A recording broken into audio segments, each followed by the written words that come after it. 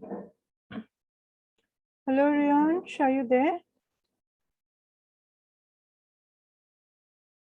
Hello. Hello, good morning. Good morning. How are you? I'm good. I'm good. All good. So, I think we are meeting after a few days. Okay, so first of all, anything from the previous sessions that you have doubts on? No. No? All clear? Yeah. Okay, great. So, what we are going now, we did modifiers, right? We did Yeah. modifier placements, verb forms, subject verb agreement, and pronoun antecedent agreement. So you are thorough with those? You've gone through Yeah. the lessons? Yeah? Yeah. Okay. So now we just have about 4 more to go. Okay, so today we will begin with plural and possessive nouns, right? Okay. Okay, I'll just share the screen.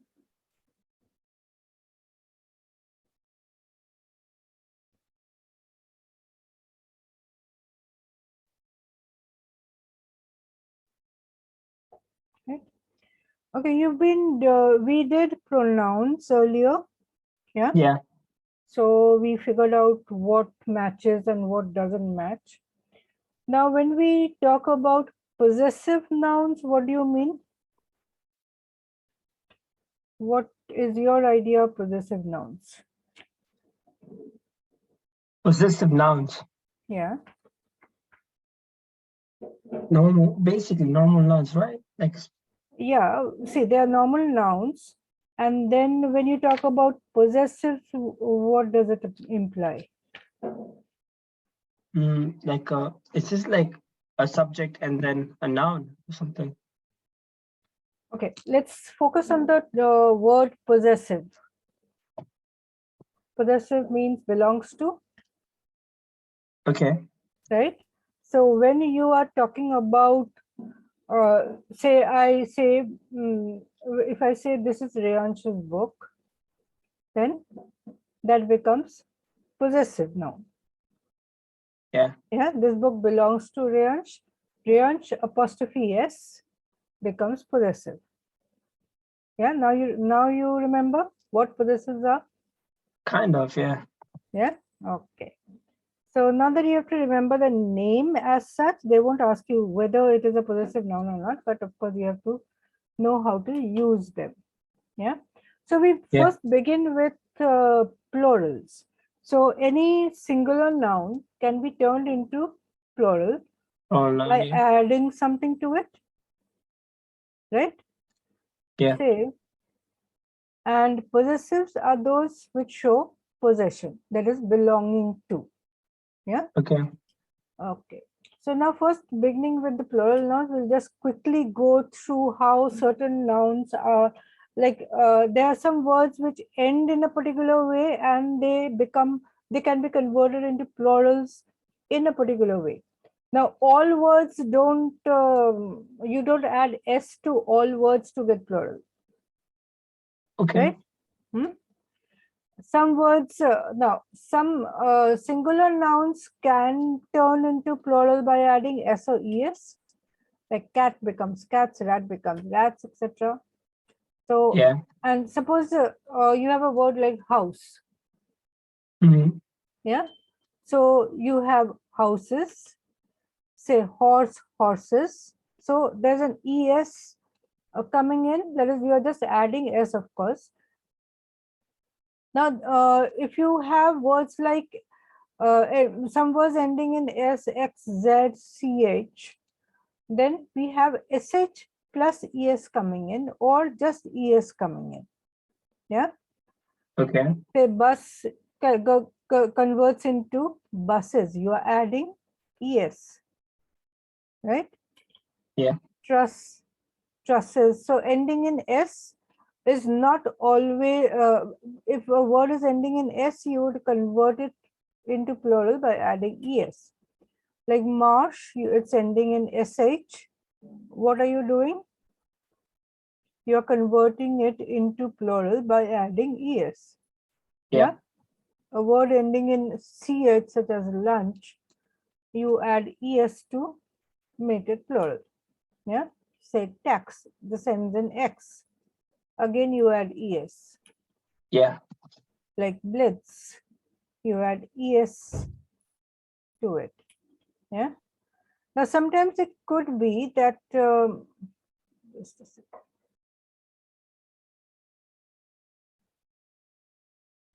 Sometimes words ending in s may require words ending in z or z, as you say, call it. So do you call it z or z in Z. US? Z, okay. So, Yeah. for some words ending in z, you would require a double z to plus es to make it plural. For example, quiz, right? Quizzes. Yeah. So quiz becomes quizzes, right? Okay. Yeah.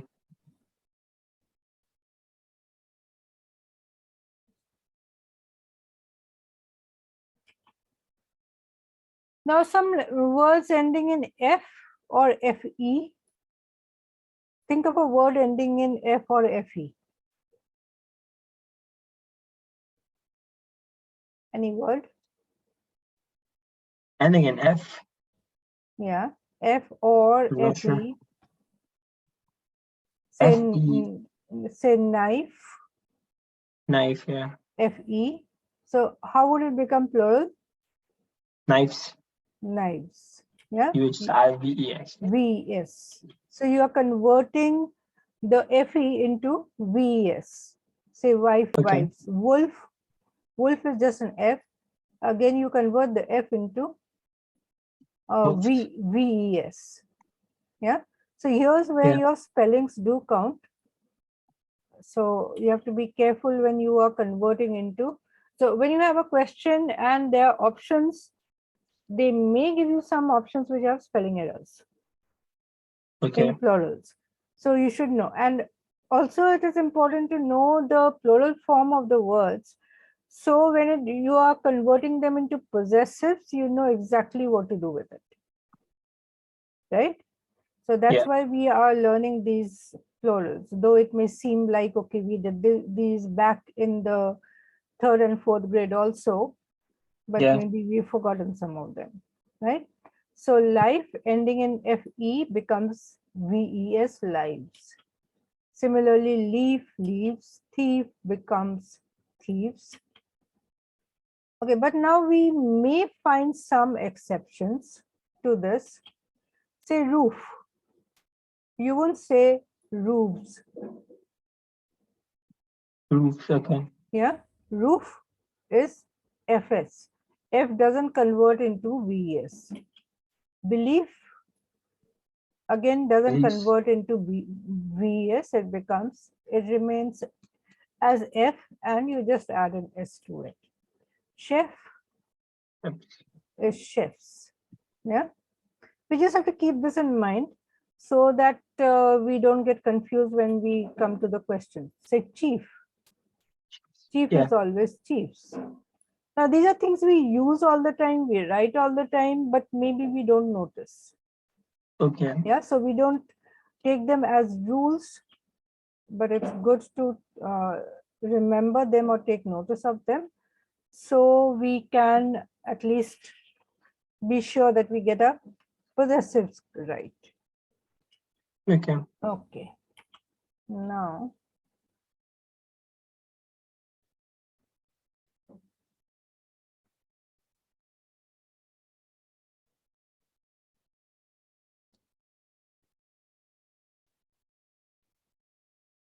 okay, can you see the screen? I hope it's being shared properly. Yeah. Now I can see it. Okay. Okay, so now suppose you have a word ending in a consonant plus a Y. Can you think of a word? Consonant plus a Y?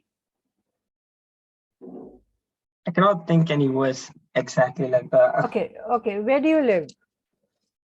What do you call London? London. London is what, a city or a town? Okay. A city. Uh, City ends with a consonant plus Y. yeah, yeah. Yeah. How do you, what would the plural of city be? Cities. Cities, right? So words ending with a consonant and Y get converted into IS, Yeah. right? Say party, parties, lady, ladies, story becomes stories, nanny Mm-hmm. becomes nannies, right? City becomes cities. Okay. So if you have a consonant and Y, you will have IES at the end. But suppose you have a vowel and a Y. You add S. So A, E, I, O, U and a Y. So it becomes, so a vowel and Y ends in S. Yeah. Say holiday, holidays. Key, keys. Guy becomes guys. Ray becomes RAYS. We don't need the IES over here. Okay, now suppose your word ends with a consonant plus an O. So potato. You write it as potatoes with an ES. Yeah. Yeah. So tomato becomes tomatoes. Now there could be some exceptions again, like photo. Photo doesn't become photos with an ES. It's just S. Yeah. Okay, what Yeah. about Piano. zero? Okay, now this. Yeah. So piano. What about zero? Yes, beg your pardon. What about zero? Sorry, I couldn't get you. What about zero? Yeah. So can you see the screen? Yeah. Okay. So we just have O and an S coming up instead of OES. Hello, hellos, piano. Yeah. Okay. Suppose a word ends in US. The plural would end with I. The US is replaced with I. Say cactus, cacti, locus or focus, loci or focal, foci, fungus. You've been studying these words in science all the time. Yeah. Say, but now stimulus, stimuli, right? Syllabus, syllabi. But again, there are some exceptions because of the origin of the words. Say octopus is a Greek word. It comes from Greek and not Latin. Most Latin words are would change to I, but Greek words do not. Yeah. So if it is the root word is Greek, it would be ES. Okay. Yeah. Say octopus, octopuses, walrus, walruses. You won't say octopi. Yeah. Now there's another one. Suppose something ends in IS. And they have a Greek root. Say analysis. It changes to ES. Analysis. Crisis, say, or basis changes to basis. Crisis changes to crisis with an ES. Yeah. Okay. So plural of crisis would not be crisis again. Though we may find people writing it like that, but that's not correct. Ellipse, ellipsis, ellipsis, right? Yeah. Okay. Now, if you have something ending with ON, yeah, say phenomenon, plural would be phenomena. Okay. Right? Say criterion would be criteria. But volcano doesn't Okay, now we have something ending with O, like we said, consonant plus O. Now if we have volcano, what happens to volcano? It can be written as both volcanoes, as in OS and Yeah. OES, right? Hmm. Okay. Now we also have some words which are called irregular nouns or pronouns, right? Okay. So we can take them as exceptions though. Say child is not childs, Children. it's children. Goose is geese, not gooses. Man becomes men. Yeah. Woman becomes woman. Tooth becomes teeth.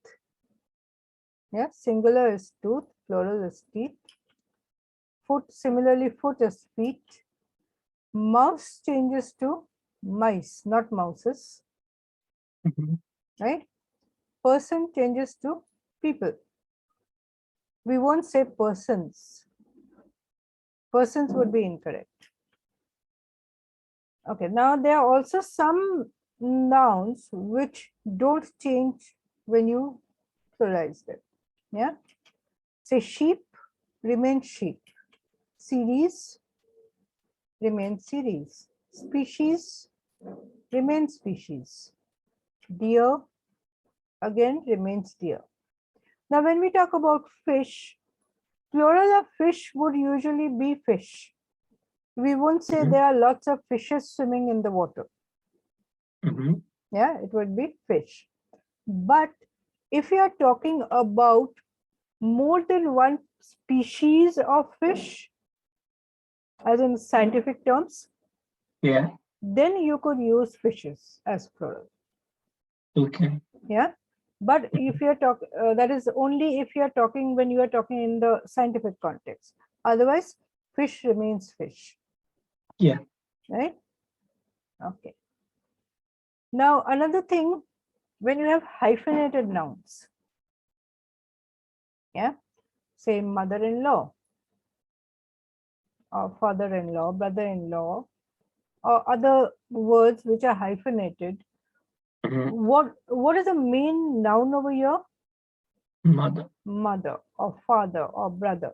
So what would the plural be? We would just pluralize the main noun. Not, it wouldn't be laws. It will be mothers-in-law or fathers-in-law or brothers-in-law or say sons-in-law. Yeah. Now suppose we have a word like grandmother. This is a compound word. Yeah. So we are talking about, we are adding grand to mother. So so in this case, the plural would be grandmothers or grandfathers. Yeah. Or say grandsons. So our main noun is mother or father or son or daughter. So we are adding s to the main noun. Right? So you must be careful about this. Grandfathers, grandmothers, we usually are not confused with, but sometimes they may confuse you with this word, these words, the hyphenated ones. They may add an s after law, or even when you are making it possessive, it is a little more complicated than the normal nouns. Yeah, we'll come to that. Okay, so those were about plurals. Yeah. So you've been coming across plurals all the time.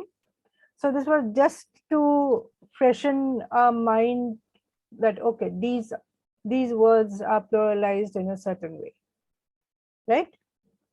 You just have to remember if there are, okay, same, one more, which maybe I forgot to put it down. Bacteria. What is the plural of bacteria? Bacteria. No. Bacteria is itself plural. Oh. We would have a singular bacterium. Bacterium, okay. Right? When we talk about bacteria, it is already in the plural form. Okay. So you may get a sentence like, there was a lot of growth of bacteria.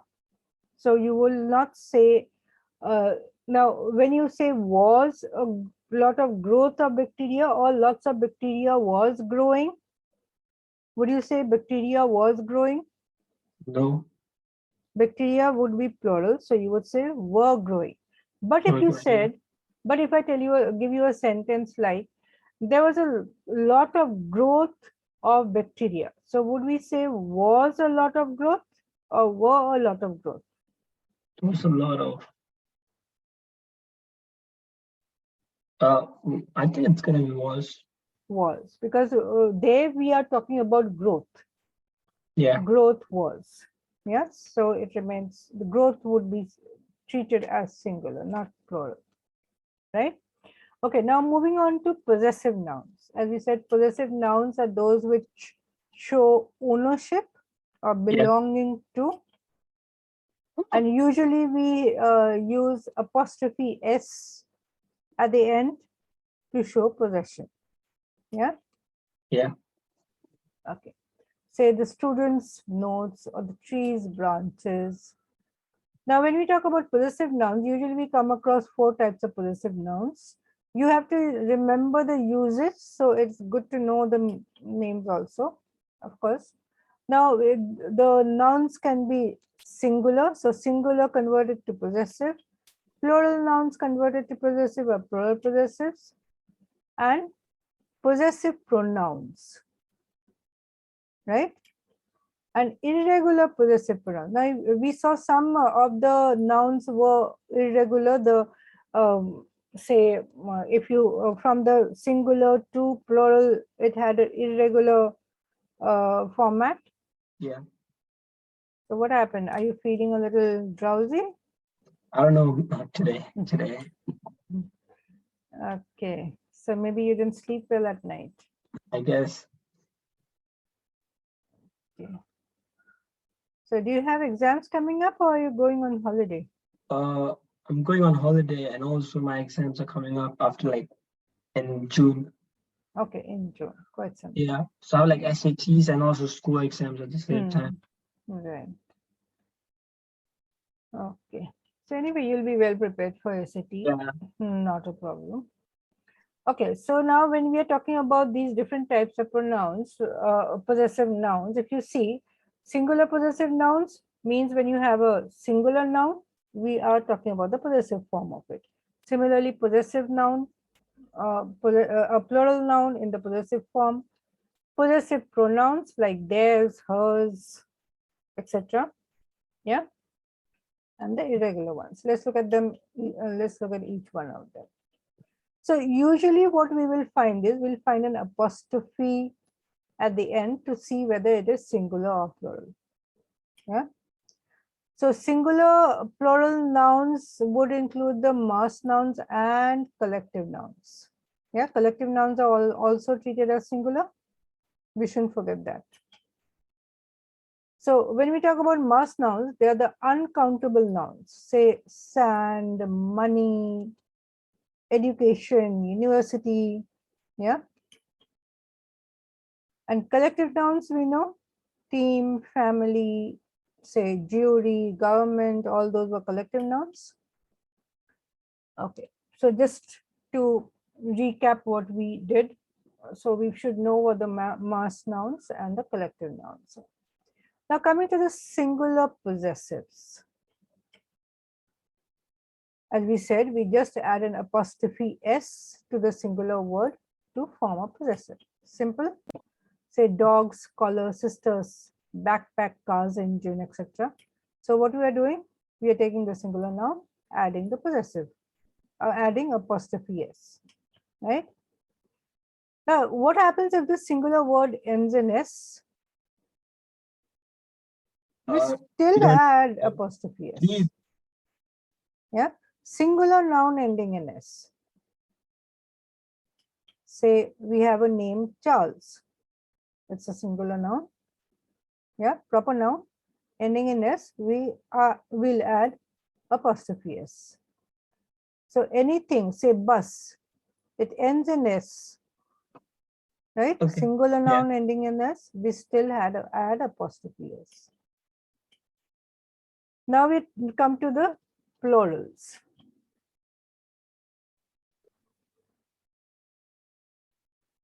Say if the plural nouns ending in s, what do you do with them? We just add an apostrophe, but no s after that. Okay. Remember? Yeah. You can recollect now. Mm-hmm. So any plural noun ending in s will have only apostrophe, no apostrophe s. Okay. Right?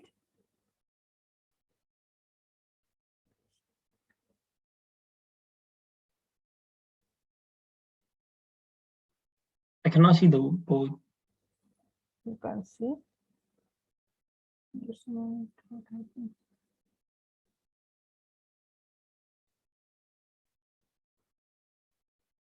It's not being shared. Just a minute.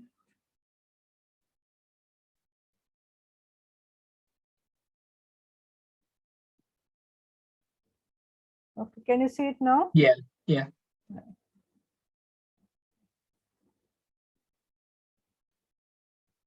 So let's see some more words. Say dogs, collars, sisters, backpacks, yeah, cars, engines. So anything, any plural, that's why we did, when we were talking about plurals, that's why I said knowing the plural form of the word is important, because that is what determines how you turn it into possessive. Yeah. So Yeah. anything ending in s would have only apostrophe, no apostrophe s. That would be incorrect. Right? Yeah. Okay, let's see the next one. Now, suppose you have plurals which, okay, the plural possessives that don't end in s, the irregular ones, they we would be using apostrophe s. Okay. Right? Oh, wait. I think you No, could I have got it. I got a sip of water. it. Okay. Yeah, just a second. Yeah, that would help.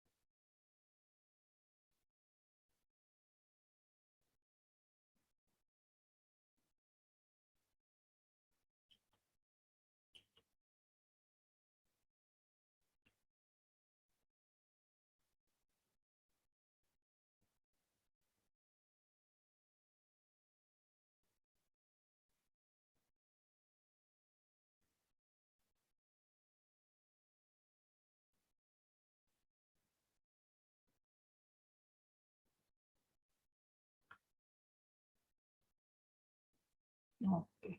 Feeling better? Yeah. A little movement also helps. Okay, so we were talking about plural nouns which don't end in s. Yeah, say children, child, children. Now, if you talk, if you said child,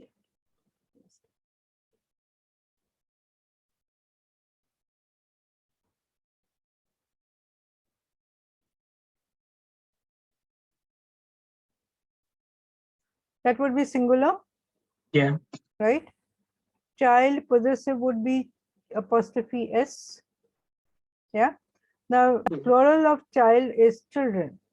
Children, The yeah. children doesn't end in S, apostrophe S you add to it to get Okay. the possessive. Children's, fishes, apostrophe S, octopi,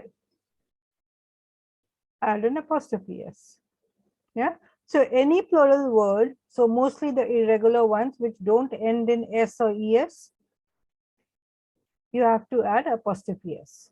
But Okay. any Okay. plural words which end in S, add only apostrophe. This Okay. is what you have to remember. Yeah. Yeah. So let's look at this sentence. The employees keep complaining about the store's different management styles. Yeah. Isn't that right? Now here, what do we have? Store, plural is stores, ending in S, we have only apostrophe. Right? So based on the executive's decision, we are shutting down the project. Yeah. Yeah. So executives, apostrophe. Now, if you, they could all, now this type of a question could also come up if you look at the sentence, based on the executive's decision, it could come in as singular also in the sentence. Yeah. Yeah. So it, Yeah. so we may correct it with apostrophe S when we take executive as a singular, right? Depending Yeah. upon the sentence and the options you have. Now, have you graded the students' essays? Yeah. Yeah. It is. So here, if it is plural, so apostrophe after S. If it is singular, that is one student's essays, then what would you have? Apostrophe S. Apostrophe S, right. So now we come to men. Men is a plural without an S ending, apostrophe S. Children, apostrophe S. There was a line to the men's room at the children's choral concert, right? Sheep doesn't end in S, apostrophe S you add to it. People, Okay. people, People. apostrophe S. Person, plural is people, apostrophe S, right? Okay. Fungi, fungus, plural is fungi, apostrophe S. Now suppose if the sentence was, have the scientists discovered the fungus's origin?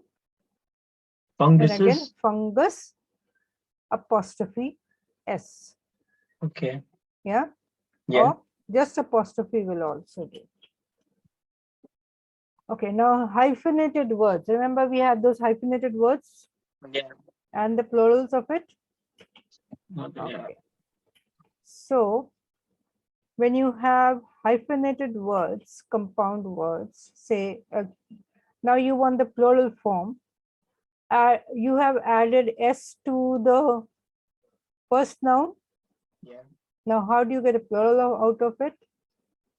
Apostrophe S to the last word, Okay. right? It's kind of confusing, but Yeah, it's confusing. That's why I first did the plural form of the hyphenated words. yeah. Yeah. So here you will not say mother's apostrophe. That would be incorrect. Mother's in-laws apostrophe S in law. Yeah. Similarly, passers-by. Passer-by would convert to passers-by. Yeah. Now, passers-by apostrophe S would be the possessive. Okay. Yeah? Remember this. So in your book, in your PDF, maybe you can take a note of it. No, I took a screenshot. Okay, fine. So any hyphenated word for singular, it will be mother-in-laws. Yeah. Apostrophe S. And for plural, it would be mothers-in-laws or brothers-in-laws, and singular would be brother-in-laws. Yeah. So the last word takes the apostrophe S for possessive, not Okay. the first noun, right? Mhm. So this is important to remember. Now, editors in chief. Now your singular would be editor. Yeah, editor in chief of the newspaper. Say the reporter honed their. Now this is also wrong. The reporters honed there, it should be. Or the reporter honed his or her. Editors in chief's legacies. Yeah. Now, if you have a singular editor in chief, then it would be just editor in chief apostrophe S. If it is in the plural, then editors in chiefs. Okay. Right? Okay. Now, suppose if you have unhyphenated compound nouns, say fire trucks, they come in as two different words. Yeah. But Yeah. they are compound nouns. They come in together. Okay. Right? But we Yeah. usually don't hyphenate them. Yeah. So here the apostrophe will be after the last word. Okay. So truck is plural, apostrophe after the S. If you have fire truck, just I heard the fire truck sirens blocks away. Yeah. Now suppose you have just one fire truck coming, then it will be apostrophe S. Right? So Yeah. depending whether in a compound word, the last word is singular or plural, you will decide where to put the apostrophe. Right? Mm. Say bus stops, that is plural. Yeah. So would you add an S after the apostrophe? Bus stops. Would you add what? Would you add an S after the apostrophe? After the prof? No. No, right? Why? Because stops is already It a stops. Yeah. plural ending in S. Right? Yeah. Okay. Now say our mountain bikes tires are too narrow for this path. So bikes in this case is taken as plural. Mhm. So just an apostrophe after that. If it was singular, it would be apostrophe S. Yeah. Because bike would be singular. Okay. Right? Okay. Yeah. Got that? Yeah. Okay. So just to recap. 1 minute. So if you have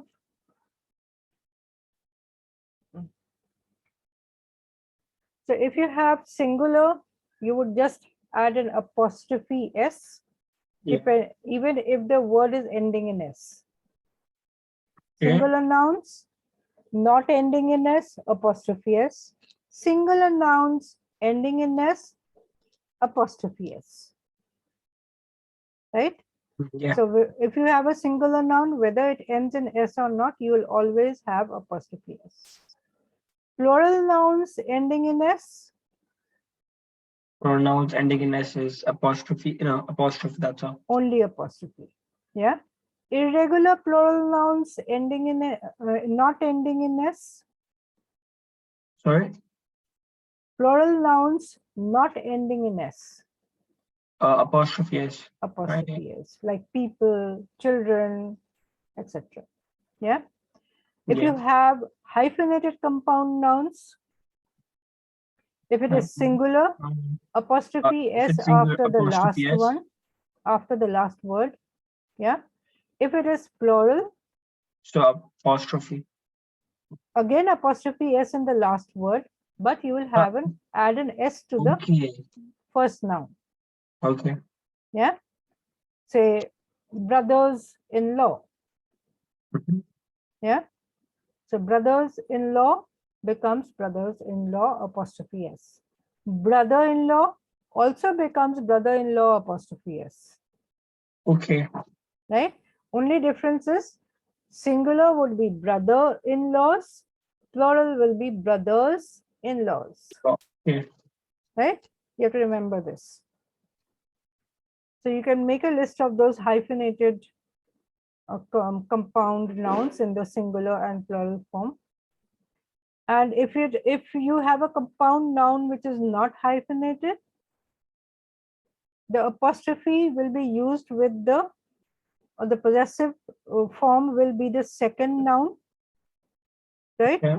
The Yeah. second noun is possessive. If it is singular, you have apostrophe s. If you have plural, apostrophe after the s.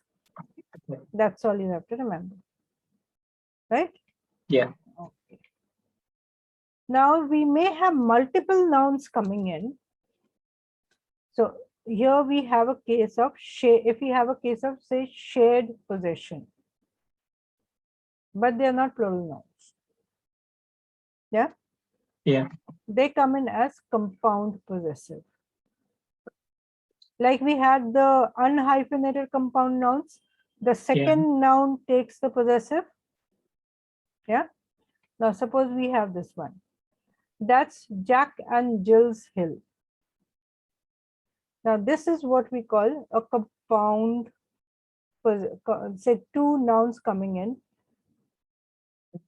connected with and. Yeah. So the hill, now here if you break it up, the hill belongs to whom? Jack and Jill. Both Jack and Jill. Yeah.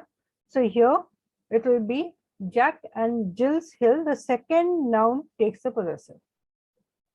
Okay. Right. The first noun, you don't need to write that's Jack's hill and Jill's hill. Yeah. Because the hill belongs to both of them. Say this one. George, Jerry, and Ellen's relationship is not always friendly. So we are talking about the relationship. Whose relationship? All three of them coming together, right? So we don't need to add possessive to each one of them. We can add possessive only to the last one, right? So two or more nouns coming in as compound nouns. That is, the possessive belongs to all of them together. Okay. Right? So only the last noun will take the possessive or will be converted into the possessive form. The rest of them need not. Say mom and dad's. Yeah? Yeah. You say it that way. You won't say mom's and dad's house. Yeah? Mom and dad's. Okay. Now suppose we have multiple nouns with, now here we had nouns with shared possession. Right?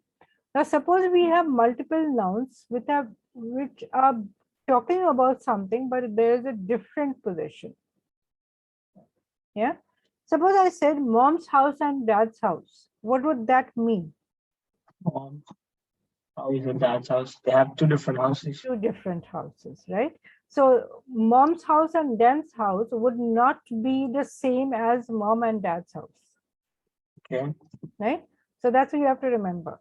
That is a possession belonging to both of them together or the two of them separately. So in case you have two of them separately, you will use both the nouns in the possessive form. Okay. Say, let's look at this one. Jan's and Tony's cars. Yeah. Jan's and Tony's cars. So usually when you have possessive, say different possessions coming in, say you're talking about two people, and you are talking about a thing that they possess, it will usually come in the plural. So here we don't have car, it is cars. Now if this was written as car, just car, then it should be both of them put together. So in that case, you will say Jan and Tony's car. Okay. But here we have the car coming in the plural form. So that is the clue. That the clue is that if you have the subject, the object coming in as a plural, then you know it is two different people, the two people possessing two different objects, right? Yeah. So we are talking about cars, of course.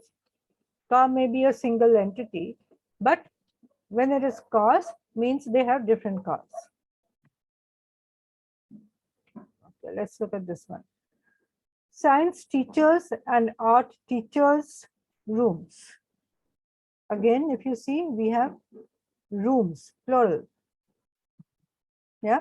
So when you have it in the plural form, then science teachers and art teachers' rooms. Now, if we have to convert the sentence into the shared possession, how would it be written? Together, but it would be only teachers at the last. Yeah, so it would be science teacher and art teacher's room. Yeah. It wouldn't be rooms anymore. Then in that case, it would be just room. Yeah. Okay.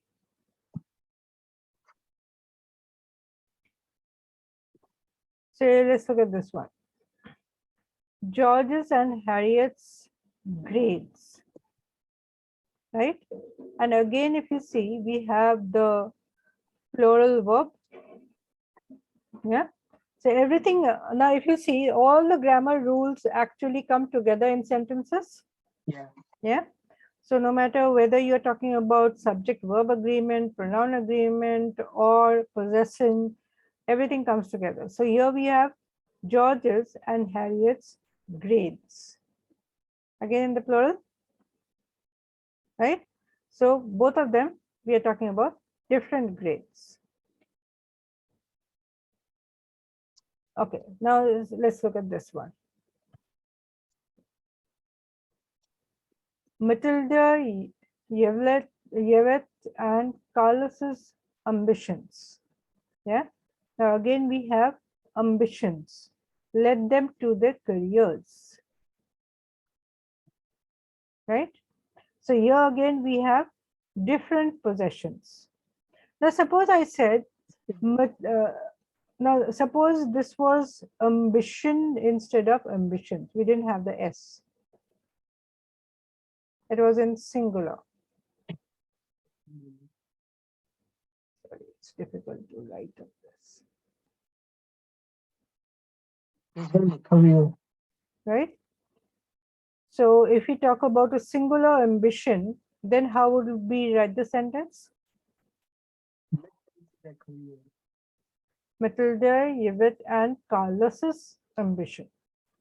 So in that case, we will not use apostrophe s here, and here we will use apostrophe s only in the last noun. Okay, now got it. Right? Ambition led them to their careers would be okay because we are talking about three of them. Right? So if we are talking about a single belonging to all the nouns, then the possessive will come only at the last noun. If you are talking about different belonging or different possession of all the nouns, each noun would be in the possessive form. So this is important to remember, right? So you can take note and mark it as important. Okay. So now,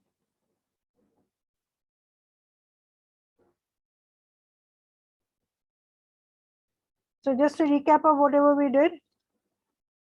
When you have proper plural nouns ending in S, we add just an apostrophe. Yeah. Yeah. When we have proper plural noun in not 1 minute. When a proper plural noun doesn't end in S, what do we add? Apostrophe S. Yeah. So proper, now even if you have a proper singular noun, or say this would be used as plural. Did you hear about the Wells's vacation? It's a proper noun. Yeah. Wells taken as possessive.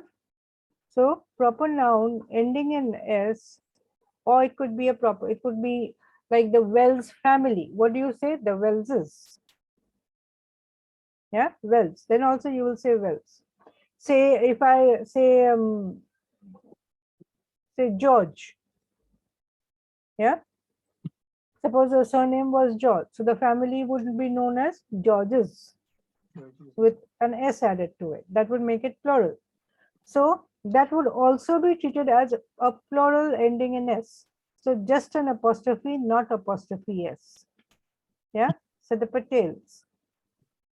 Yeah. Patel, plural is Patels.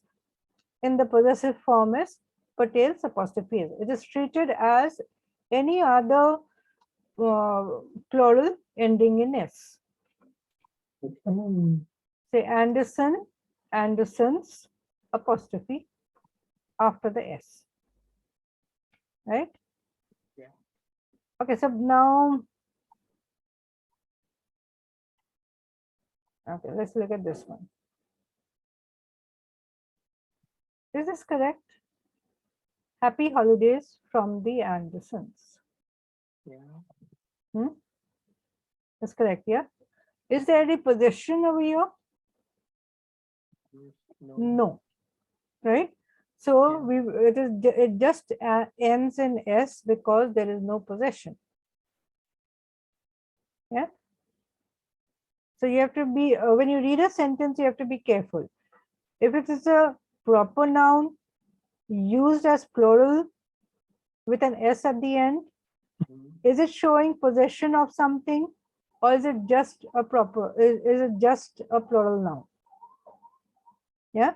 If it is a possessive, if it is used in the form of a possessive noun, then you add an apostrophe after this. That's Okay. it. Okay. Now we talk. So here we talked about nouns in the singular form, in the plural form, in the singular possessive, in the plural possessive. Yeah. Now we have said that there are also pronouns used as in the possessive form. Right? Yeah. But in the pronouns, when pronouns come, this is important to remember. Any pronoun in the possessive form never uses apostrophes. Right? Yeah. So let's look at this one. His favorite food is the same as hers. So here we have a pronoun, her. Possessive is hers, but no apostrophe. Right? So if you break the sentence, if you were to say it in a different way, his favorite food is the same as her favorite food, right? But we can make it concise by removing the favorite food and just saying hers. Yeah. Yeah. So that becomes possessive without apostrophe. So any pronoun will have an S at the end, but no apostrophe. Same.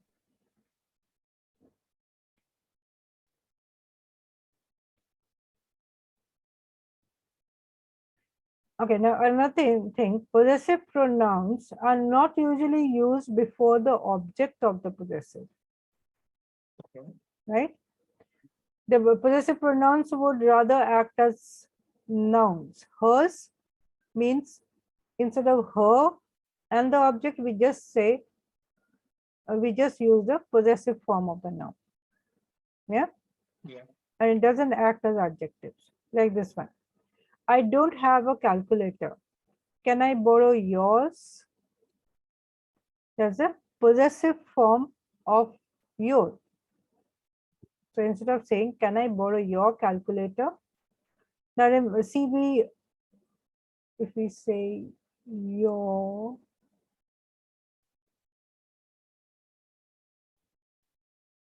so instead of your calculator, now calculator is the object. We remove the object. Your becomes yours. Okay. Right? So when you have a sentence like this, first you have to figure out why is it written as yours? If you expand it, what will it become? Yeah, you'll never get confused then. Say this one. I wish I had hair like hers. Again, her is the pronoun. You have added s, it becomes possessive, right? Yeah. Say Sarah's, now let's look at this one. Sarah's parking spot is closer than mine is. Mine is possessive. What is the pronoun that is being converted?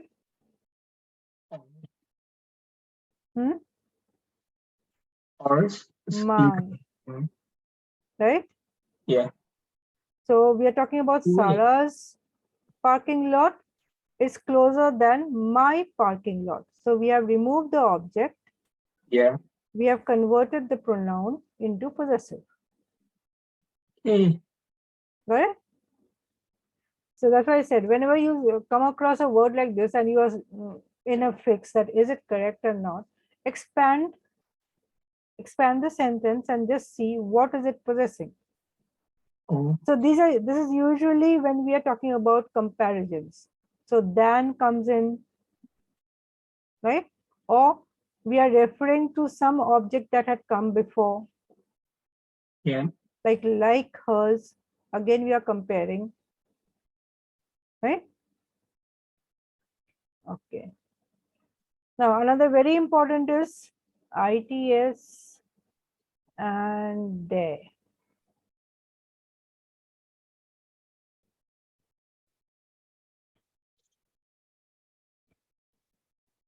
Now, when we talk about ITS, it means belonging to. Okay. IT with an apostrophe S is just a contraction of it is. This is very important, and this is a very favorite word that SAT likes testing you on. Okay. No matter what, there will always be one of these questions. Yeah, so you have to remember ITS is possessive. Remember we said possessive pronouns do not have apostrophes. Yeah. Yeah, so no matter what, like hers, yours, his, possessive pronoun doesn't have apostrophe. Proper pronouns will have apostrophes, but possessive pronouns, no apostrophes. Yeah, Okay. so ITS without apostrophe is the possessive. IT apostrophe S would be wrong. It's not possessive, it is. Like you say, don't. Don't is a contraction of do not, wouldn't, would not. Yeah. Yeah. So this is what you have to remember. Now, if you're talking about they, Now sit down. now THER, they, you can see this? Yeah. Yeah. Okay. THER, they means belongs to them. Them gets converted to they. Okay. Yeah. Now they may give you all these three words in your option. So one of them has there, another has THEY apostrophe RE and THERE also. So they're coming as homophones. If you're reading them, don't get confused. THEY apostrophe RE is there, THERE is that place. Yeah. So if you're talking about possessives, they, them. Right? Yeah. Okay.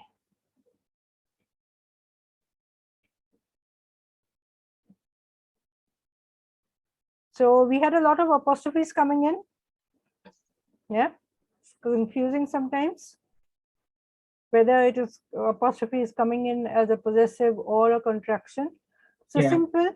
If you find apostrophe S, then you look into it again and see, is it a possessive or a contraction. Yeah. Yeah. Say couldn't, wouldn't, there's, THERE apostrophe S, IT apostrophe S, these are all contractions. You can expand them into two words. Yeah. Okay. Yeah. And possession, like Margot's thesis, children's book. So apostrophe S with a noun would be possession. Okay. So now just remember, apostrophe S to the singular nouns show ownership. Yeah. So add a single apostrophe to the end of a plural noun ending with S. These are the two most important rules. Right? Singular Yeah. noun, apostrophe S. Plural noun, apostrophe after the S. Yes. Okay. Right? So they will give you questions with options where the apostrophe is placed in various places. They could be adding an apostrophe S after a plural noun ending with S, but you know that you don't need the apostrophe S, you need only the apostrophe. But if you have a singular noun ending in S, you still need apostrophe S. Okay. Right? Okay. So now when you have questions with plurals and possessives, first thing, they will not tell you that this is a question about plurals and possessives. You have to figure out. Yeah. Yeah. So when you have plurals and possessive forms of the plurals coming in, yeah, or if there are choices which have apostrophes and in some of them apostrophes are removed, then you know that these are questions relating to possessive. So you will, what will you be looking at? What is a noun or what is a word that is in the possessive form, and is it correct or not? Whether it is singular or plural, it's a compound noun or a single noun. Is it shared possession or different possessions? Lots of things coming in. So we went through all the scenarios. Yeah. Yeah. So all you have to do is read the text, context. Now, if you are mistaken, say if you're confused, go back to the sentence, read it. Who possesses what? Yeah, you will know where the apostrophe should come in or should not come in. If there's a contraction instead of a possession, you know it should be eliminated. Right? Okay. Now let's do some questions quickly. Okay, say this one. The dog dash toys haven't been touched. Now, what would be the possessive form of dog?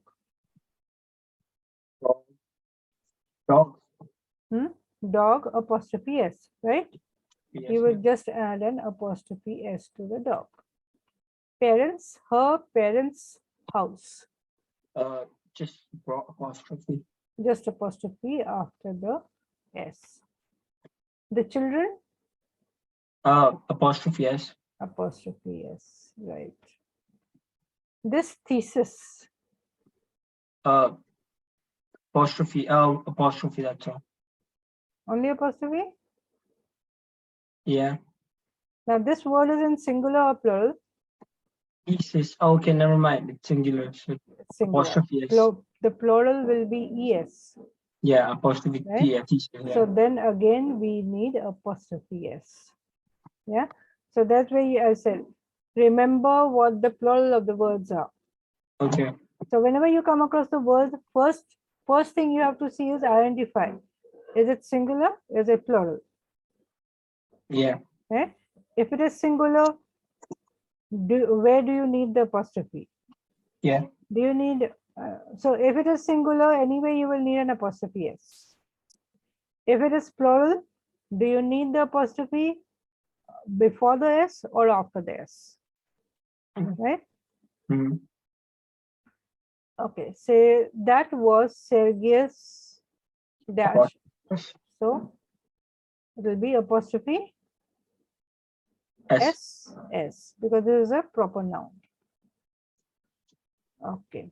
Now here our, and always remember, whenever you have a question, read the directions very carefully. Yes. So of course you'll have options, and mostly they will be asking the same thing, only you have to read the context. Now here it says select the underlined word or words that need to be changed to make the sentence correct. Some sentences may not contain an error, right? So if you read this sentence, now there could be more than one mistake. Now these are not the usual type of questions that you get, but this is just to open up our brains a little more to the complexity of the situation, right? Okay, the scientists have been tracking the Canadian geese's migratory patterns for the better part of 30 years, and they have begun to notice some unusual habits. So there are certain underlying parts. You have to tell me which of the parts don't have any error. Have been tracking. Have been tracking is correct. So they And have been doing so for quite some time. And have begun. For the better part of 30 years, yes, it is correct. We do use it that way. Okay. And they have begun. Yeah, have is correct in this context, right? Because we are talking about the tense to go with what the other verbs. Yeah. Now, what is this correct? Is it is right because so geese is singular or plural? Geese is singular. Forgot. Oh, shit. Yeah. This word is plural. This word is plural. This one is plural. The singular would be goose. Yeah, goose. Yeah, never mind. Yeah. So if geese is the plural, then is this correct? Oh, geese is plural. So you have geese. So what would the possessive form be? Apostrophe S. Apostrophe S. It's not ending in S, so we add an apostrophe S. That's wrong. Right? So you have to know your singulars and plurals and whether and how to convert them into possessives. Yeah. So you can do one thing at random, just pick up some words on the net. Yeah. Just say, just go into a list of singulars and plurals. Okay. Or you can make a list of your own. Yeah.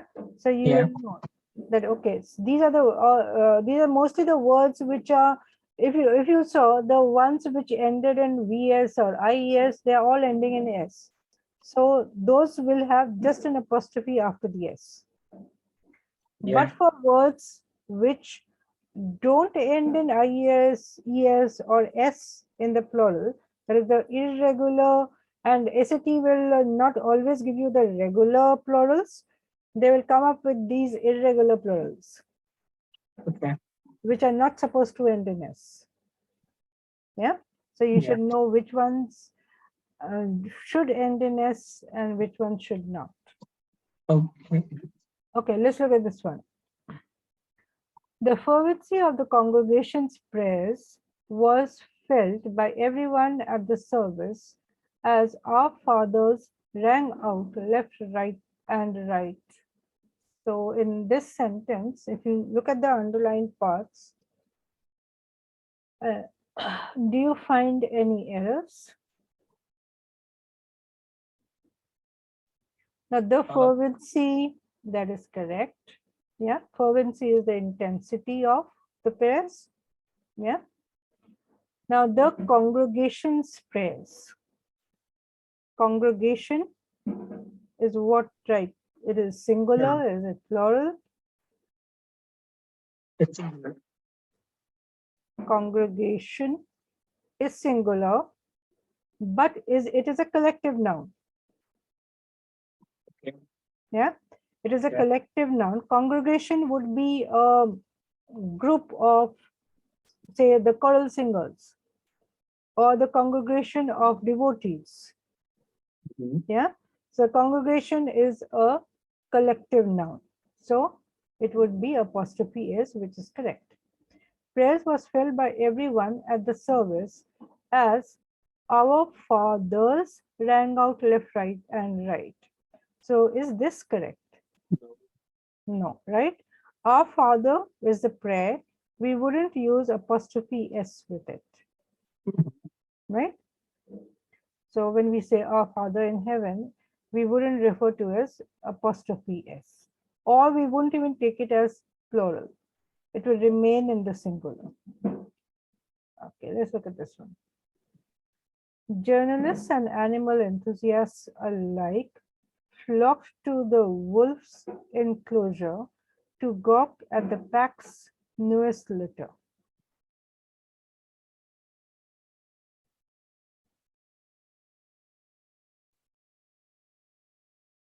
Wolf is singular, right? Wolf is singular. So we are talking about the enclosure of a wolf. Yeah. So we can keep it as singular. Unless you have options which indicate that it should be plural. But in this case, the sentence itself indicates that it, okay, 1 minute. Again, read further. Maybe we are misled a little. Read the whole sentence.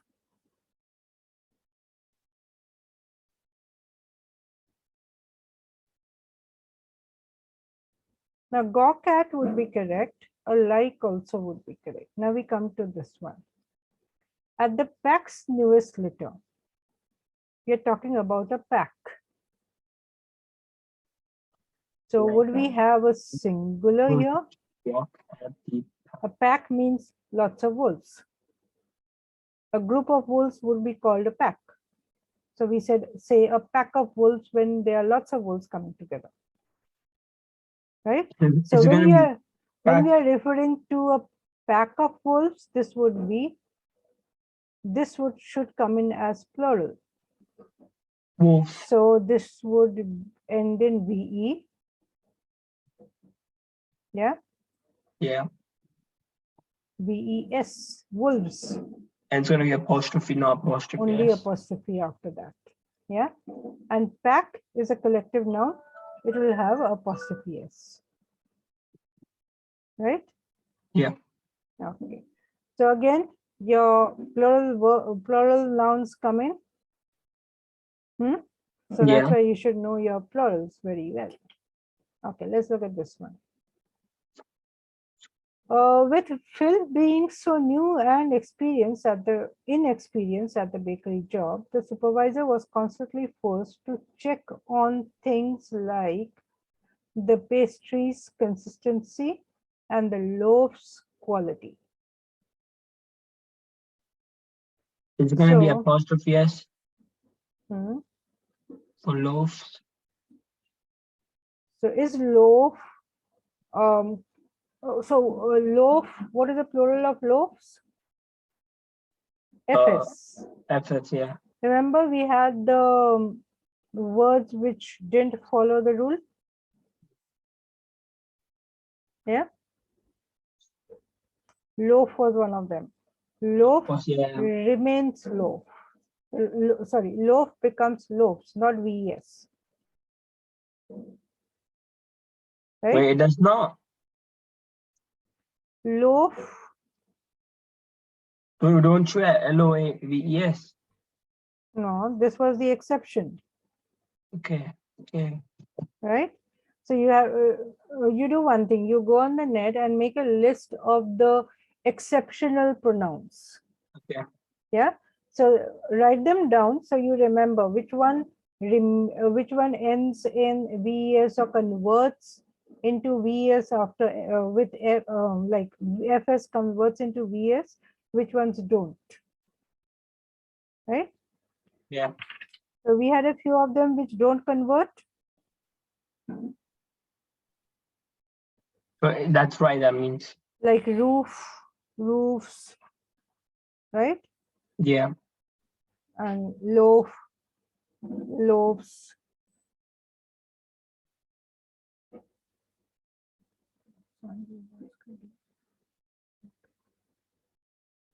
Wait, loaf wasn't there. Hmm? Loaf is not Hmm. there. Loaf is not there. No. Loaf is what? Just a moment. Maybe I'm also getting confused. Did we say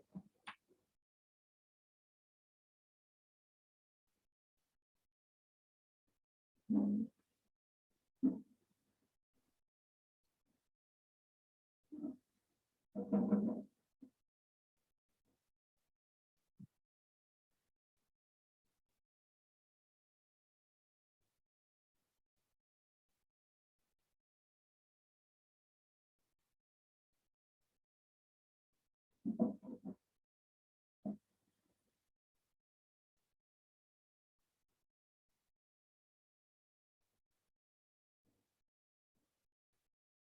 wait a minute, I'm also confused. Yeah, just Googled it and it is LOVES. Hmm? It's Life LOA. 5. Okay, loaf should be LOAVES. I'll just check.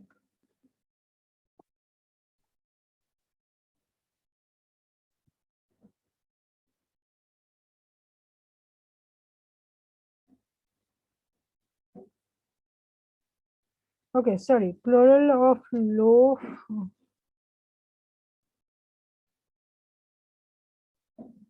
Yeah, plural, sorry, plural of loaf is loaves. It's not loaf. So,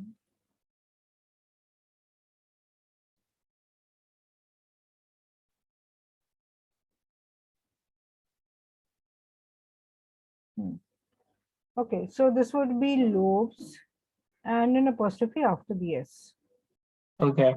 right? And pastries. Now we are talking about Phil being inexperienced in the bakery job, and the supervisor was constantly forced to check on things like, yeah.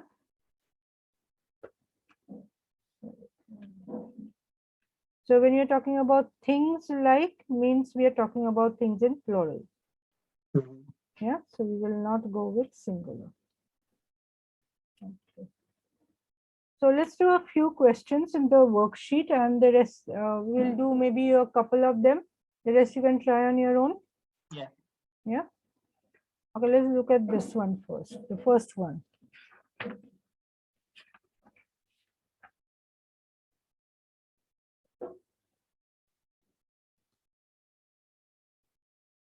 Read the sentence carefully.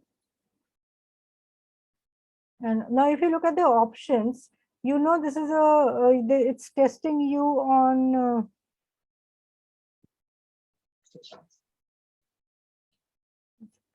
Is it? so you know that this is testing you on possessives. Yeah. Yeah. So they are apostrophe after the S, apostrophe before the S.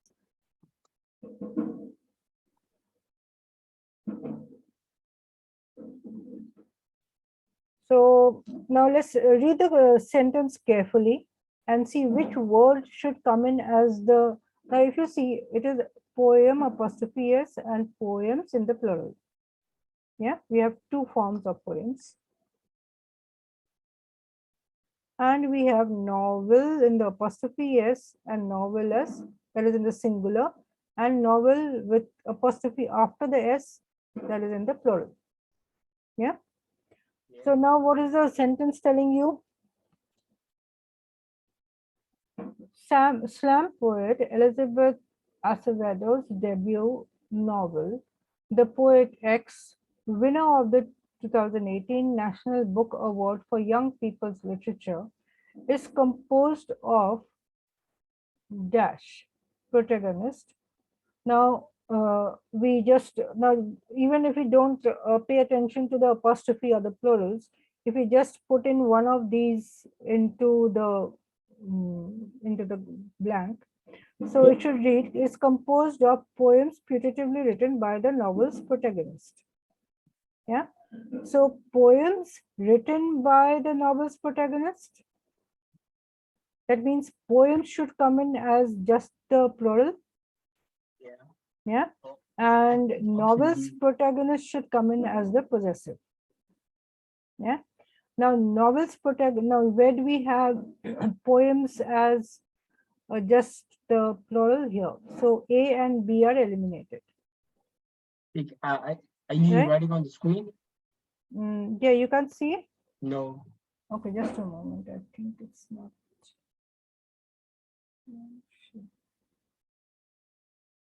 Okay, now can you see? No. You can't see the markings.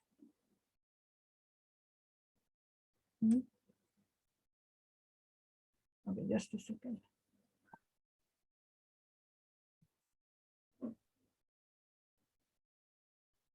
Okay, now Yeah. visible?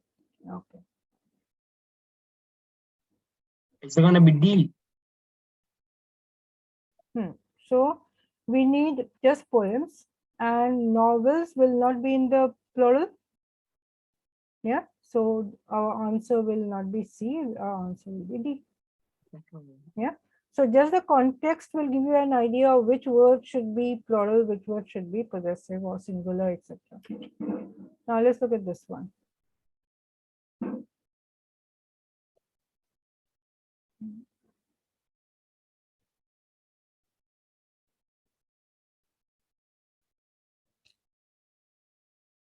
We have workers' rights.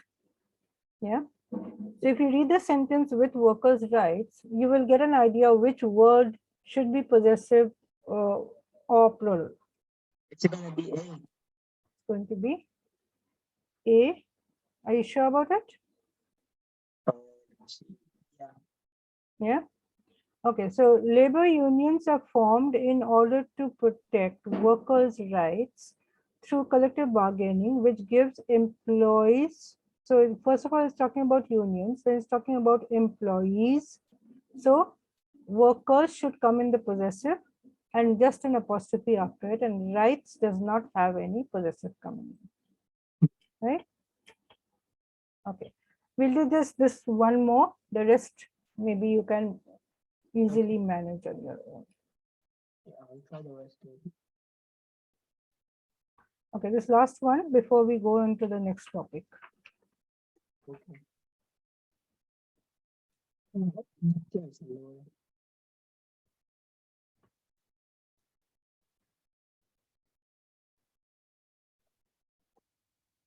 So it's talking about the straighted patterns of a canyon's walls, right? So all of them have S and S.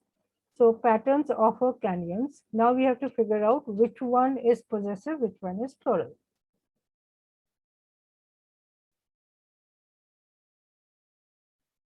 Or maybe singular. It's gonna be. I'm confused between B or D. Okay, which ones have you eliminated? A and C. A eliminated. C eliminated. We don't need patterns in possessive. Yeah. Now we have patterns of O canyon. Okay, now it's D. Yeah. So O means canyon should be singular. B is eliminated. So you have to be careful about all the articles that are also coming in. Okay. Yeah. So a canyon would be plural. If a was not there, maybe it would be, sorry, a canyon would be singular. If a did not come in, it could have been plural. Right? Okay. So now you can do the other questions. There are about 6 of them. Yeah. See, the it's ones comes in. It's there comes in. Right? So do these. Okay. Just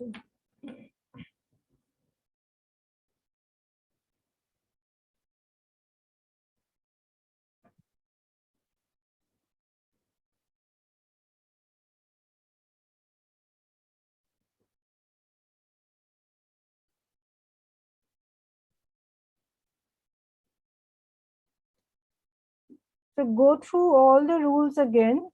So any confusion you may be having right now will be dissipated once you know that, okay, these are the plurals, these are the possessives.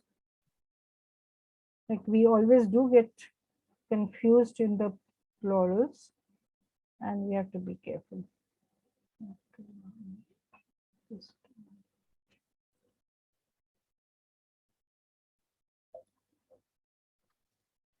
Okay, now after all these, we come to, now these were all a lot of grammar rules. Yeah. Yeah. Except for the modifiers was related to the sentence structure. Okay. Okay, now we come to linking clauses. That is how different clauses are put together in a sentence. So now ultimately everything is about sentence structure and writing correct sentences. Yeah. Right? Now when we talk about linking clauses, what do we mean? Yes. Now in a sentence, we have various clauses, say maybe in a compound sentence or even in a simple sentence, there are different clauses coming in. So what are clauses? Any idea? You must have done Independent clauses. clauses. So clauses would be parts of a sentence which have subjects and verbs coming in together, right? Now there are two types of clauses, the independent clause and the dependent clause. Yeah. Independent clause, when we talk about, they are a complete sentence. So when you have a complete sentence, usually there may be just one independent clause or two independent clauses or one independent clause, one dependent clause put together. Yeah. So what we are going to do is we are going to see how the clauses are linked together properly or how they are brought together to form a complete sentence and a correct sentence. Yeah. So when we talk about a complete sentence, there are some attributes to it. They should contain a subject, a verb, and they should express a complete thought. Right? So anything with just a subject and a verb may not be a complete sentence. Yeah. If it is not complete, conveying a complete thought. Say, suppose I say, I went. You have a subject, you have a verb. Does it give you a complete sentence? It doesn't come kind of, so it is a fragment of a sentence, as we may call it, right? So as I said, sentences are made up of clauses. They may be independent and dependent. Independent clauses are those clauses which stand on its own. Yeah. Right? So they may be written as a complete sentence. So to function independently, what they have, as I said, they should have a subject. Just a second. Okay. They should have a subject, a verb, and must express a complete thought. So these three attributes are important for a complete sentence. Okay. Yeah. An independent clause can be written as a complete sentence and it should have these three attributes. Right? Yeah. So we say she wants to travel the world and see beautiful, wonderful sights. That's a complete sentence. She Yeah. wants to travel the world and see wonderful sights. So this is more or less a compound sentence. Say the brand new Italian restaurant is beautifully decorated. Now suppose we just said the brand new Italian restaurant. So the brand new Italian restaurant, would that be a complete sentence? No. No. So we need a complete thought. Is beautifully decorated completes the thought. Right? Now, what would a dependent clause be? Something that doesn't stand on its own, which is not a complete thought. Okay? So because she ran. Now, That's not we have a subject, we have a verb, yeah. but it's not a complete thought. Why did she run? Doesn't say anything. Because she ran, she managed to catch the bus just in time. Yeah, that is a complete thought. Now, in this sentence, if you see, the first part is a dependent clause. Yeah, it's not a complete thought, that is a dependent clause. What did we do? We added an independent clause to it to complete it. Now, we can't add one dependent clause to another dependent clause. Yeah, it wouldn't make sense. That wouldn't make sense. So if you have a dependent clause, you can complete it by adding a subject or an independent clause. Okay. Yeah. So suppose we say she ran, just she ran. Yeah. Even that would be a little complete if we say she ran fast. That would still make sense. Yeah. Yeah. Now suppose we just said ran fast. No. That's also not complete. We need a subject to it, right? Okay. Now, now when we talk about dependent clauses, how do we identify dependent clauses? Okay, when they're not. Yeah. Dependent clauses usually begin with a subordinating conjunction or relative pronoun. Say, suppose because, although, if, that, what, while, who is a relative pronoun. Although, because are subordinating conjunctions or connecting words. Which is again a relative pronoun. Where, when, yeah. So when you have these words coming in the beginning of the clause, you know it usually wouldn't be an independent clause. And we can also use these words to convert an independent clause into a dependent clause. We'll come to that, why we need to do that. Okay. So this one, while waiting for the subway. Now we have while waiting for the subway. This is incomplete, right? We need something added to it to make complete sense. Where the dog liked to play fetch. So either something before it or something after it, right? So it boils down to a dependent clause must be linked to an independent clause to be part of a complete sentence. So this is what you have to see. When you have a sentence and a part of it is missing, you have to see what is missing. Does it complete the sentence or not? Right? Yeah. Okay. So now when we talk about sentence structures, we should know the different types of sentences, what comes into the sentence. So we can have a simple sentence consisting of just one independent clause, right? Say the man went to the store. We have a subject, we have a verb, and we have a complete thought, right? So this can be just one independent clause. We can add something to this. Yeah. Yes.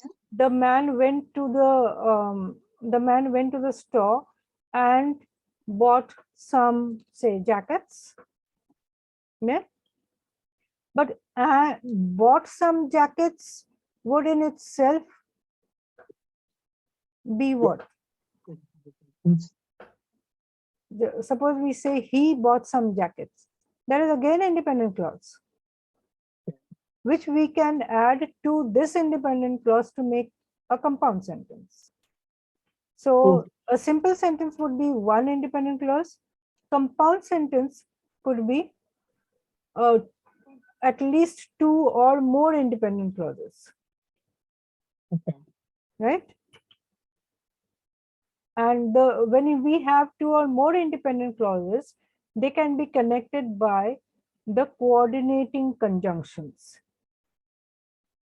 Yeah, this is important to remember. We'll be coming to the rules. Say for, and, no, but, or, yet, so. So you can remember them with the acronym fanboys. Pretty sure I know this. right? Fanboys, for and, nor, but, or, yet, so. So two independent clauses can be connected with a comma and fanboys conjunctions, right? Like say the man went to the store, comma, and the sales clerk sold him some milk, right? Now, if we look at this part, the sales clerk sold him some milk. That is again an independent clause. The first part is also an independent clause. We are connecting the two independent clauses to make a compound sentence with comma and. If this is missing, your sentence is incorrect, right? There should be a comma and a coordinating conjunction if you have two independent clauses coming together. Okay. Now we can have something called a complex sentence. Yeah. It should have at least one main or independent clause and one dependent clause. So it could be a combination of an independent clause and a dependent clause. Now here the dependent clause can come before the independent clause or after the independent clause, depending upon the structure of the sentence. So these are the two scenarios you will come across. A simple sentence of only one independent clause, a compound sentence where two independent clauses come together, a complex sentence which has one independent clause, one dependent clause, or more than one independent clause and one and dependent clauses, right? Yeah. Now, this is important when you are writing your essays also. Even when any writing work you do, when you're writing a paragraph or an article, anything you write, usually what happens is either, now we don't usually end up in sentence fragments, but we do end up in run-on sentences. Now, what are run-on sentences? When there are two or when there are more than one clauses, so or more than two clauses, maybe dependent or independent in the sentence, but not connected properly.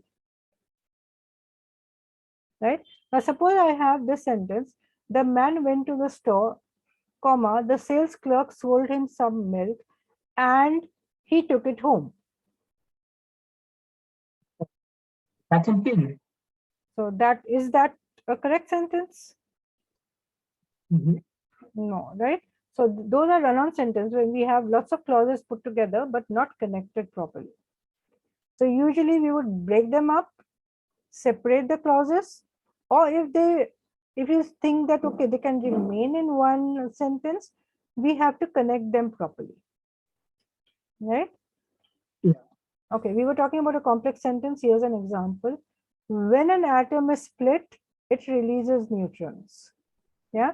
Now now here is where we use the pronouns instead of the nouns to avoid repetition. Right? When an atom is split, the atom releases neutrons. That's how it could have been written. Right? Now, if you look at the first part, when the atom is split, this is a dependent clause. The second part comes in as an independent clause. The atom releases neutrons. We replace the atom with a pronoun to avoid repetition, and we have a comma in between. So when the dependent clause is first, we have a comma and then the independent clause. Right? So now we know what the different clauses are, what the different types of sentence scenarios could be. Yeah. Now we have to link the clauses. That is what the questions are about. Yeah, linking the clauses properly. Now the clauses could be, say we have two independent clauses. Yeah. Yeah. Maybe they have a shared thought or not. Then we could be connecting them together.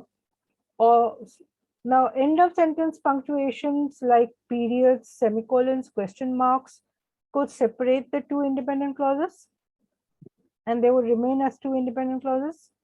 Or if they have to be put together in one single sentence, we could use coordination. There is a comma and a coordinating conjunction. Subordination, where one of the sentences becomes one of the parts becomes a dependent clause, and we can have one dependent clause, one independent clause, or two independent clauses could be connected with semicolons. Now let's look at some examples. Let's see this one. Sliced bread was introduced to the market in 1928.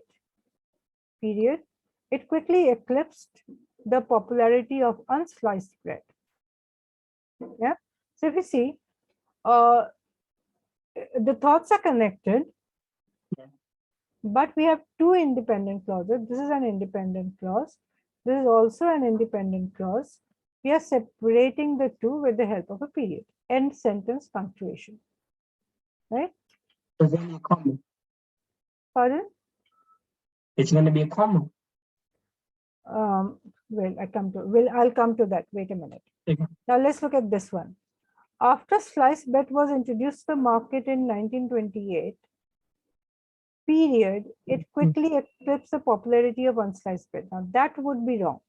Yeah, that would be wrong. Yeah. Now, if we say after sliced bread was introduced to the market in 1928, we should have a comma instead of a period, and it, that is a lowercase coming in, it quickly eclipsed the popularity of sliced bread. Right? Now, you said we can use a comma over here. Yeah. Right? Now, if you have, now remember a very important rule. If you have two independent clauses, we can never join them with the help of only a comma. Oh, we have to use and. We have to use a coordinating conjunction depending upon the relationship of the two thoughts. Okay. So in this case, if we want to connect it together, put it into one sentence. Sliced bread was introduced to the market in 1928, comma, something, it quickly eclipsed the popularity of unsliced bread. So here we can use and. What did it do? Something added to it. Right? Yeah.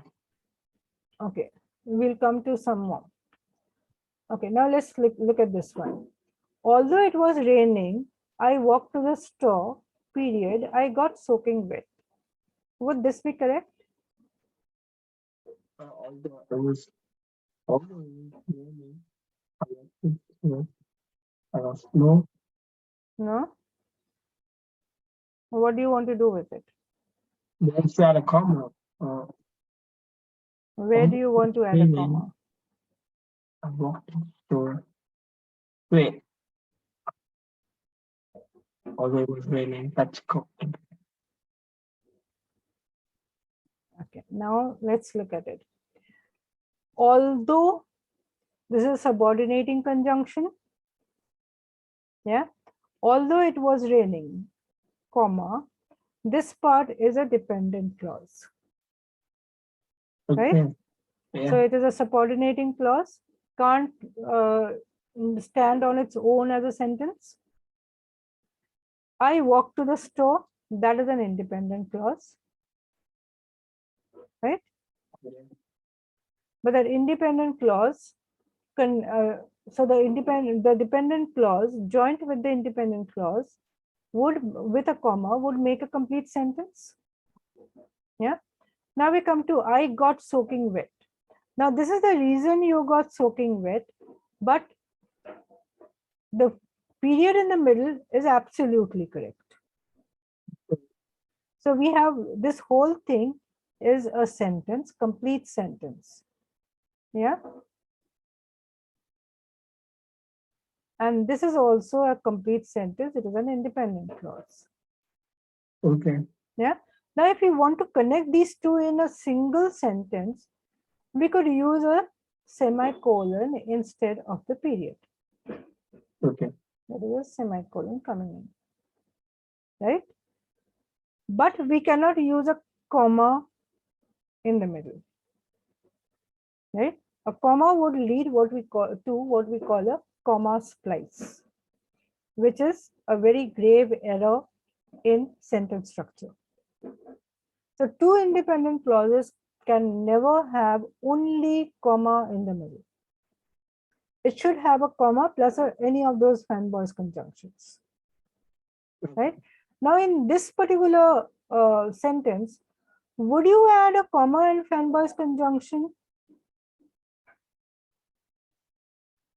No. No. Why?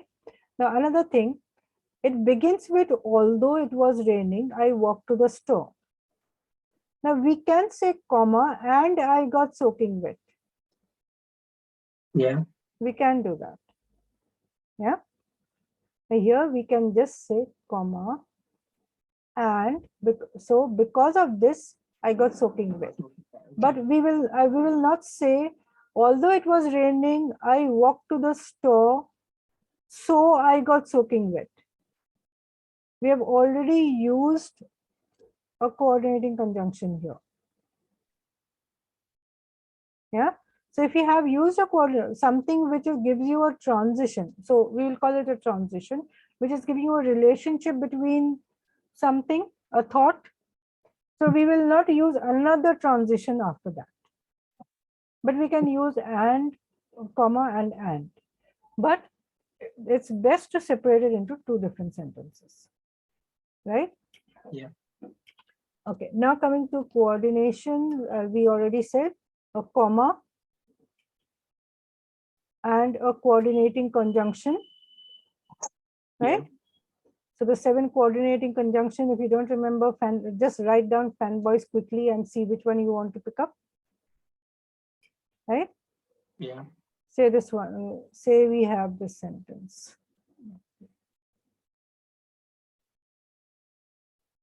Astronomical reasons are based on the position of the sun. Meteorological seasons are based on temperature and weather. Now, if you read this sentence, we have a comma in the middle. What are the clauses we have on the two sides of the comma? Identify the clauses. They're independent or dependent? The left one is independent. The left one is independent. The right one is also independent. This is also independent. So only comma would be incorrect. Yeah. Right? So we can say the astronomical reasons are based on the position of the sun.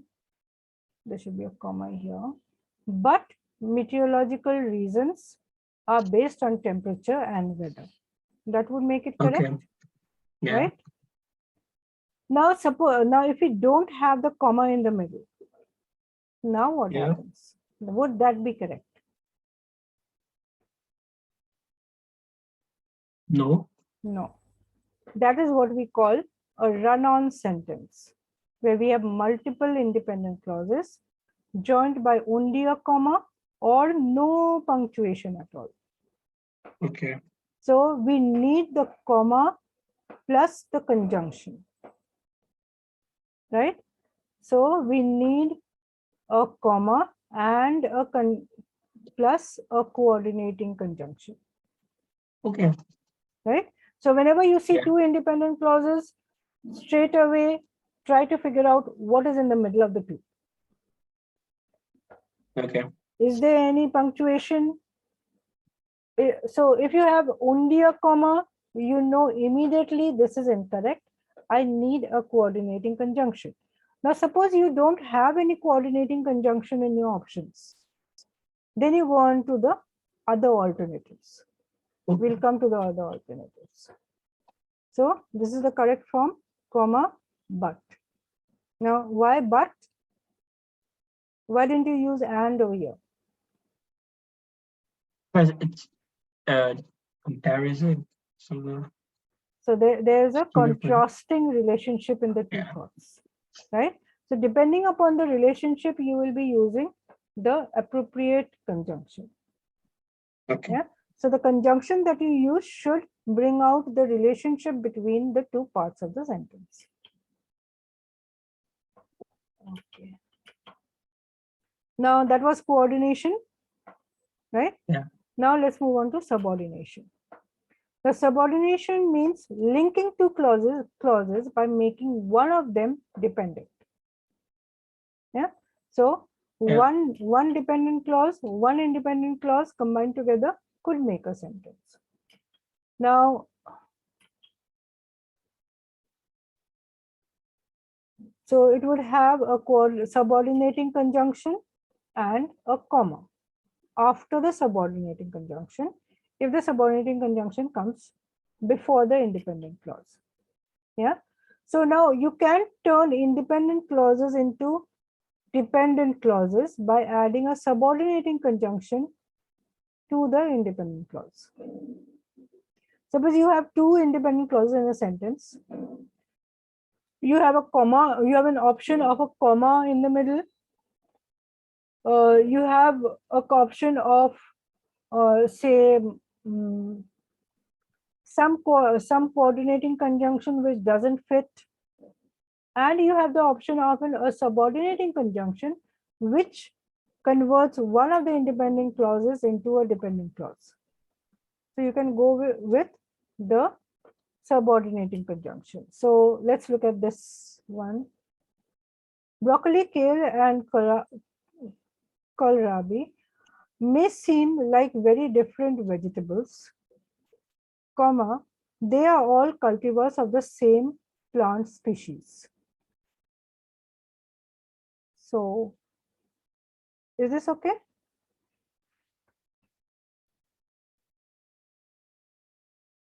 Hmm?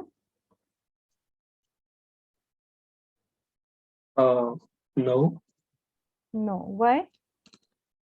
Because they're adding to things, but there is nothing else. There is no Yeah. sign So if we look at the first part, broccoli, kale, and kohlrabi may seem like very different vegetables. That is an independent clause. They are all cultivars of the same species. That is also an independent clause. We have only a comma, which is a comma splice. So we have a run-on sentence. We need to rectify. Now, Yeah. suppose we have though in the beginning. Yeah, that will fix it. That would fix it. Yeah. So though broccoli, kale, and kohlrabi may seem very like very different vegetables, now this comma is important. We keep the comma. They are all cultivars of the same plant species. So we have a dependent clause. Sorry, we have a dependent clause. We have a comma followed by the independent clause. Okay. Right. So that is how we can fix it. Now it may also happen. I don't think I can memorize all this. Practice makes you perfect. You don't have to just remember. Once you get to do a lot of them, you will automatically remember.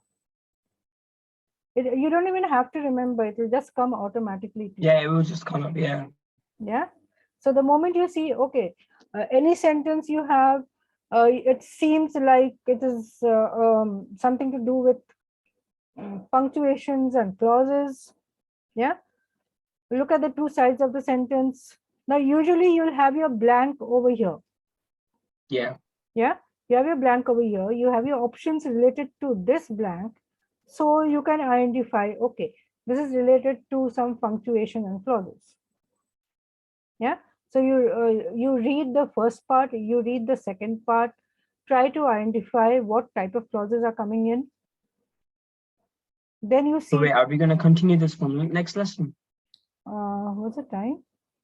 I think so. We'll just finish a little bit more. Okay. Just 5 minutes and then we'll continue.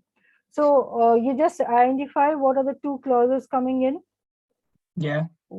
Is it one independent, another independent? What do we have in the middle? Only comma, wrong. Comma plus conjunction, right. Then you have to look at the options given to you.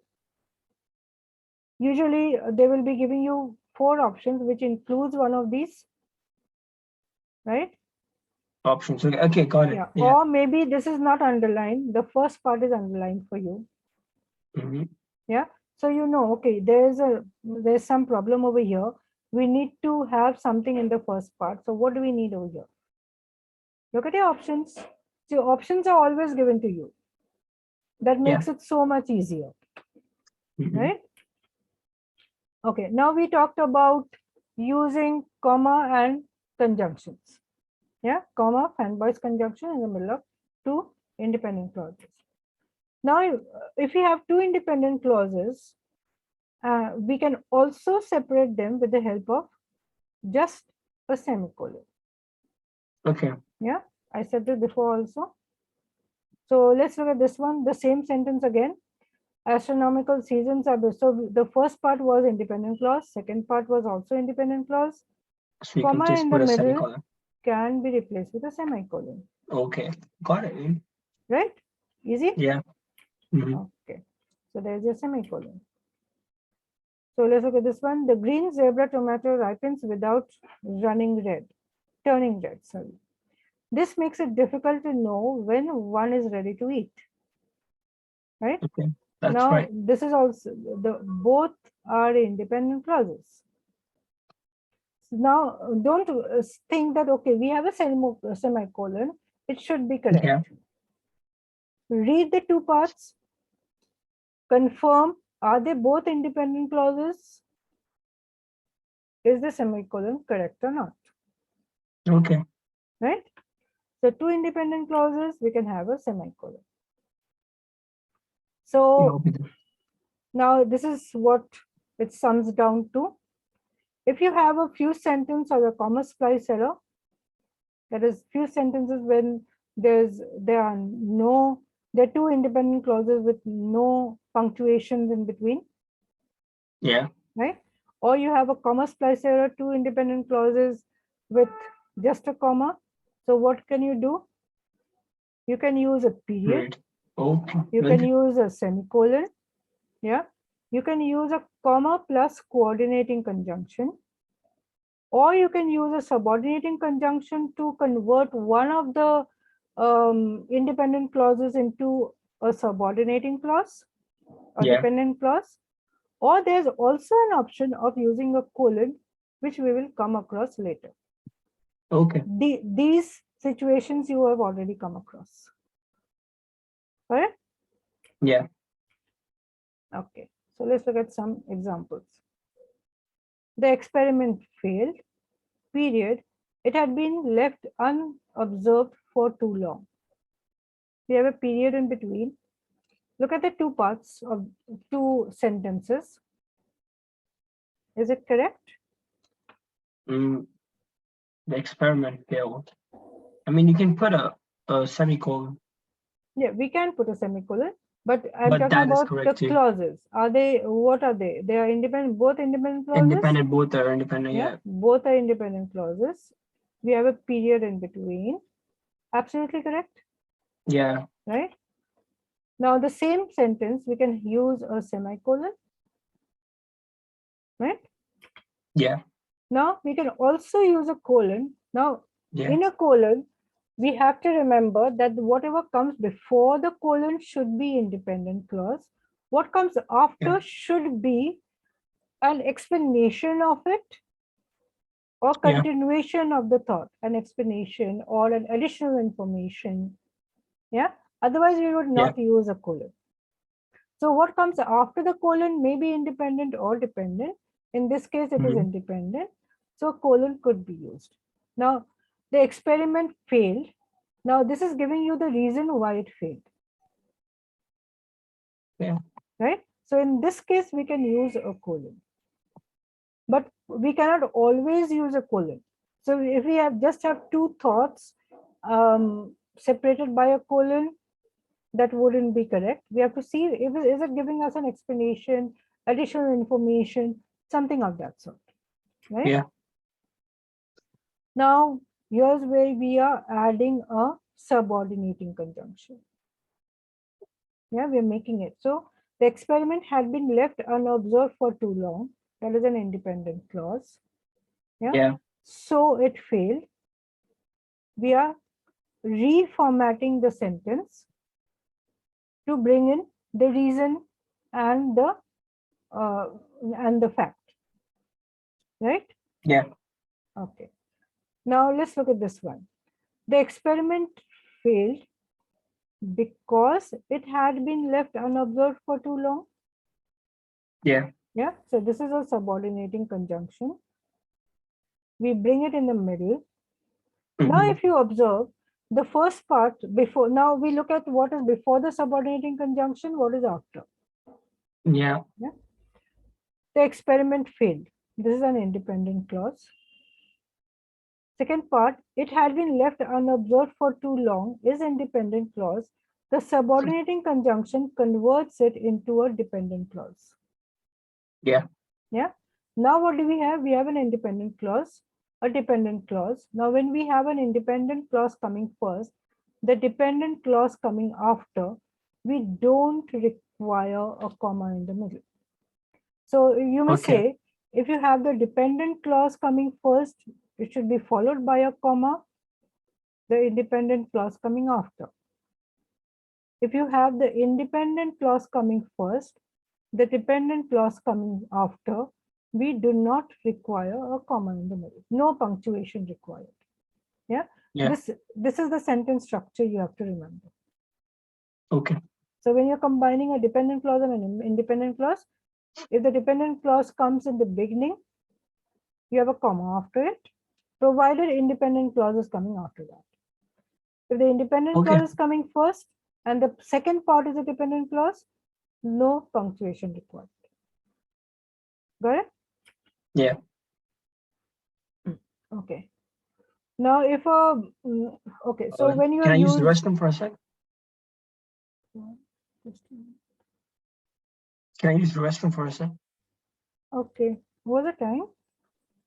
1:19. Oh, I think it's already time. Okay. Yeah. Yeah.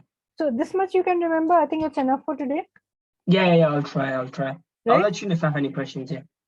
So you can just go through all that you learned today Yeah. till the time we meet again. I think it's going to be a long gap, Okay. right?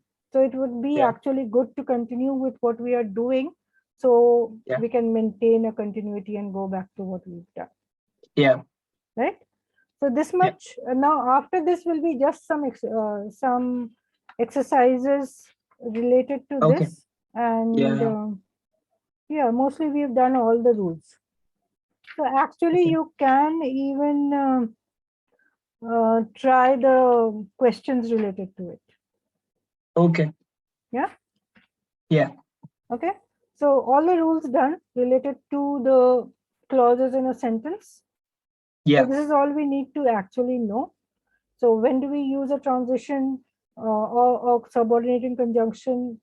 When would it be a comma splice? When would it be a run-on sentence? How to rectify them? Okay. Correct. So that's it for today then. Yeah. Yeah. So you can go to your PDF and just so revise all these rules. Go through the yeah. So Okay. go through the rules again. Go through the examples Yeah. and try to do the exercise, the classwork worksheet that we have. Yeah, if you Okay. get time. Otherwise, you can come back and Yeah. start Yeah. it all over again. Okay. So I hope it's not complicated anymore. No, it's not complicated. Yeah, getting It was easier. just too long. That's all. Yeah, no, I took time on this because this is a very important chapter Yeah. and it is tested in many questions. Okay. Yeah. So and from here we go on to punctuations also. Okay. So if you see I'll there are a go lot over of, that. so here if you observe, you did a lot of punctuations also. Yeah. Yeah. Where would you use a semicolon? Where would you use a colon? Where would you use a comma or end of sentence period or any other end of sentence punctuation? Right. Yeah. So I think we would keep it at that for today. Yeah. And if you come across any doubts, write them down. We'll discuss in our next class. Okay. Cool. Right? Yeah. Okay. Thank you See- very much. Have a good day.